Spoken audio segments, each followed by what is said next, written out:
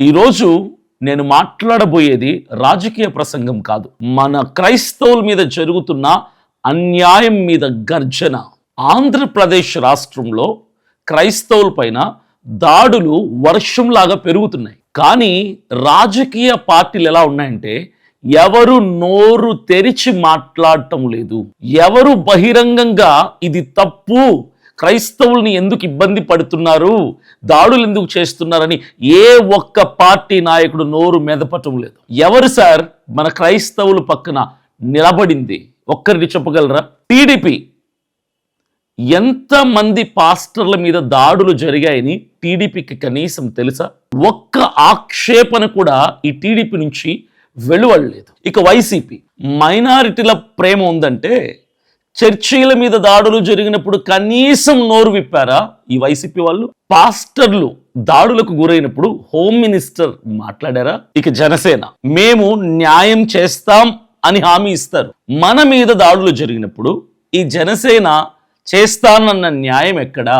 ఇక బీజేపీ గురించి చెప్పాల్సిన అవసరమే లేదు. ఎందుకంటే ఈ దేశంలో ఏదైనా మతతత్వపు పార్టీ ఉందంటే అది కేవలం బీజేపీనే. ఆ పార్టీ యొక్క ఆ ఎయిమ్ ఏంటంటే పార్టీ కోసం ఆ మతం కోసం పనిచేయటం. మతాల కోసమే వారు పార్టీని పెట్టుకున్నారు, మతాల కోసమే వాళ్ళు ముందుకెళ్తున్నారు. భారతదేశం అంతా కూడా అన్ని రాష్ట్రాల్లో యాంటీ కన్వర్షన్ బిల్స్ ని తీసుకురావాలి, మత మార్పిడి నిరోధక చట్టాన్ని తీసుకురావాలి అని ప్రయత్నం చేస్తూ ఆ ప్రయత్నంలో భాగంగా ఇప్పటికే ఆంధ్రప్రదేశ్ కాకుండా మిగిలిన 12 రాష్ట్రాల్లో, ఈ భారతదేశంలో 12 రాష్ట్రాల్లో యాంటీ కన్వర్షన్ బిల్ తీసుకొచ్చి క్రైస్తవుల్ని ఇబ్బంది పెడుతుంది బీజేపీ పార్టీ. నెక్స్ట్ టార్గెట్ మనమే, మన తెలుగు రాష్ట్రాలే. ఏనాడైనా ఈ బీజేపీ పార్టీ నుంచి రక్షణ కల్పిస్తున్నట్టుగా మనం విన్నామా?